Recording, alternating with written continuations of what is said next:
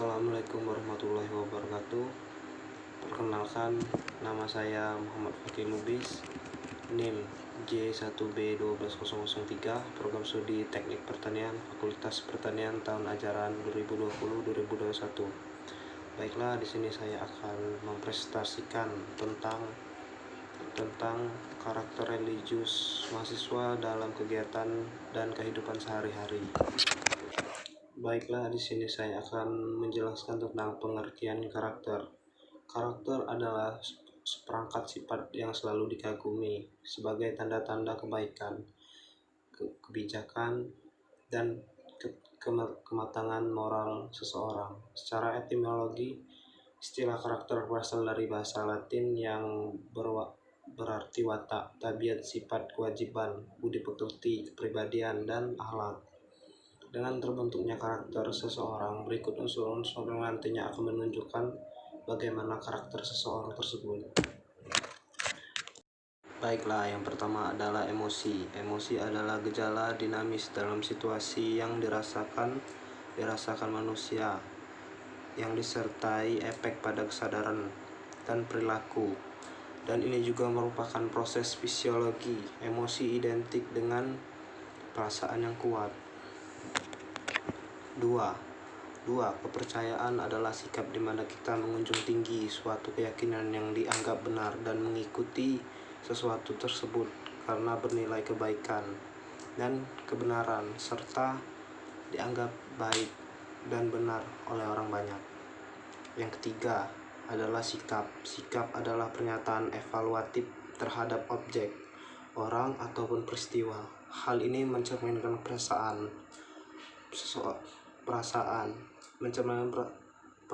seseorang terhadap suatu. Sikap juga menunjukkan seseorang bagaimana karakter orang tersebut di suatu lingkungan. Jadi kalau orang tersebut memiliki karakter yang baik, maka lingkungannya akan mengatakan orang tersebut memiliki karakter yang baik. Begitupun baik. Yang keempat adalah konsep diri. Adalah cara pandang dan sikap seseorang terhadap diri sendiri.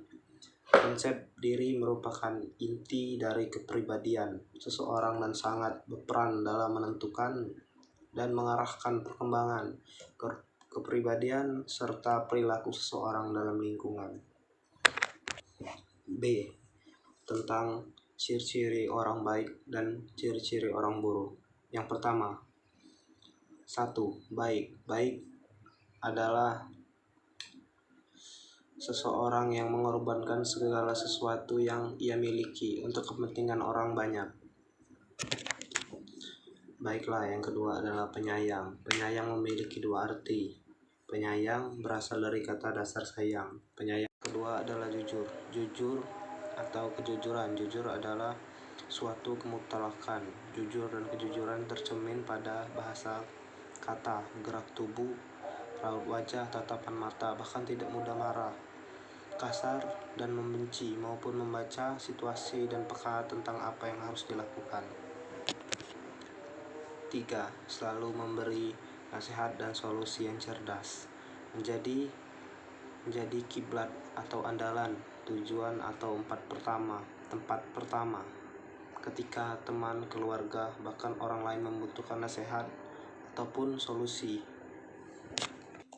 Baiklah, yang keempat adalah berbagi. Berbagi adalah memberi atau menerima sesuatu dari barang, cerita, kisah, uang, makanan, dan segala hal yang penting bagi hidup kita. Berbagi juga bisa kepada Tuhan. Berbagi kepada sesama adalah hal yang penting, karena tanpa berbagi kita sebagai manusia kehilangan arah dan arti dari makhluk sosial itu sendiri. 5. adalah ramah. Makna ramah adalah baik hati dan budi pekerti, manis tutur kata dan sikapnya. Contoh, memang menyenangkan bergaul dengan orang tersebut.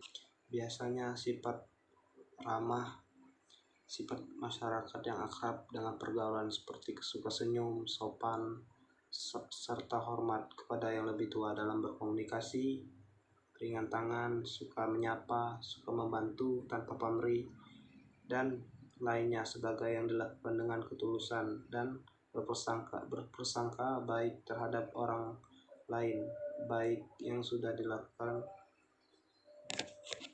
Baiklah, untuk karakter buruk. Karakter buruk yang pertama adalah pesimis. Menjadi pesimis hanya membuat sobat belia melihat hal-hal yang negatif dalam situasi apapun. Maka mulailah dengan berpikir positif dan carilah teman yang membawa suasana yang positif. 2. Suka menunda-nunda pekerjaan atau menunda waktu. Sering terjadi sehingga akan makin terjadi malas ataupun melakukan beberapa tugas. Jangan biarkan tugas ataupun pekerjaan menumpuk, karena ini akan memperlambat kinerja sobat belia dan memperburuk keadaan. Karena pekerjaan atau tugas akan terus bertambah, jadi jangan suka menunda waktu. Ketiga adalah minder. Minder adalah sangga harus Anda tinggalkan. Minder menimbulkan banyak kerugian. Tanpa disadari akan menghancurkan diri Anda sendiri. 4. Pendendam. Pendendam adalah perasaan ingin membalas karena sakit hati yang ditimbulkan dari permusuhan, dan selalu mencari kesempatan untuk melampiaskan sakit hati agar lawannya mendapat celaka.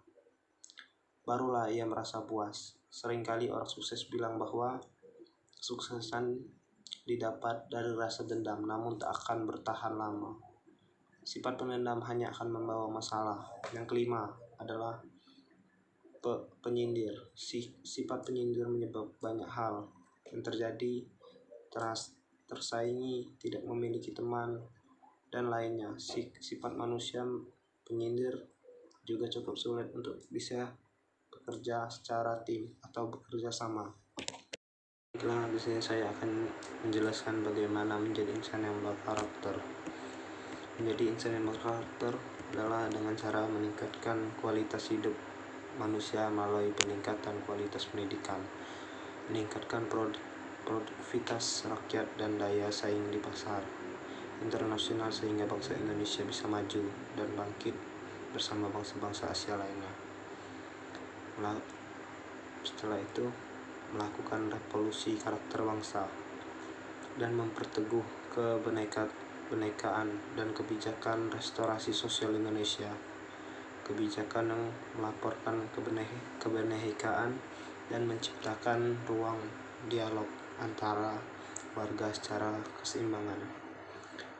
Tentu tidak semua butir naswacita itu secara konkret dapat diekspos melalui buletin ini, tetapi arah tujuan peningkatan kualitas hidup manusia dapat dilaksanakan dengan berbagai cara melalui proses pembelajaran dalam konteks upaya memberikan pemahaman pelestarian cagar budaya dapat dilakukan melalui berbagai kegiatan di dalam sekolah budaya, kemah budaya, perjalanan budaya, loka budaya, kemah Sakawidya budaya bakti. Menjadi insan yang berkarakter bisa juga dilakukan dengan belajar dan keteladanan atau akumulasi pengalaman kolektif para tokoh.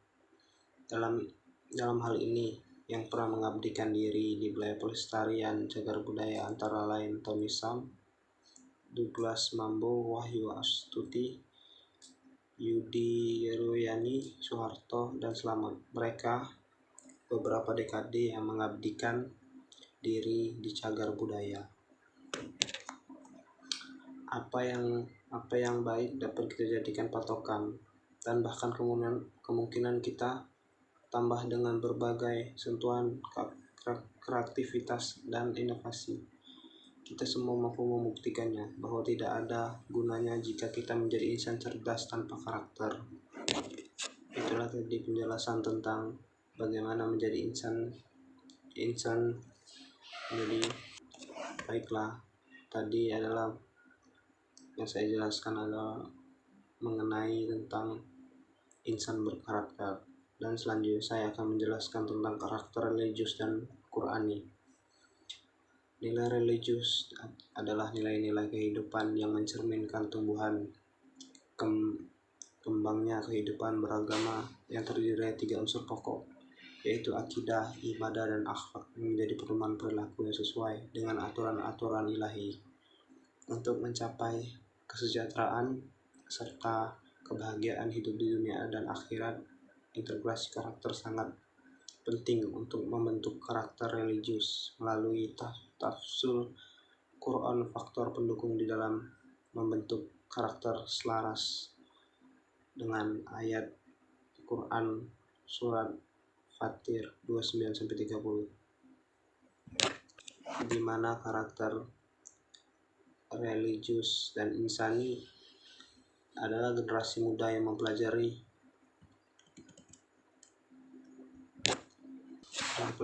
Al-Quran, memiliki karakter kepribadian yang cenderung baik sehingga membuat pribadi para pemuda menjadi pribadi yang menawan, religius, serta memiliki kecerdasan di dalam bertingkah layaknya pemuda yang beriman. Sebagaimana yang telah diketahui bahwa manusia diciptakan dengan dibekali berbagai potensi yang harus ditumbuhkan, dikembangkan sehingga potensi tersebut sesuai dengan fungsi diciptakannya manusia itu sendiri, yaitu sebagai wakil Allah dalam rangka untuk memelihara alam ini, sebagai firman Allah dalam surat Al-Baqarah ayat 30. Terima kasih, itulah presentasi dari saya. Jika saya ada salah kata, mohon maaf. Saya akhiri. Wabillahi taufiq wal hidayah. Wassalamualaikum warahmatullahi wabarakatuh.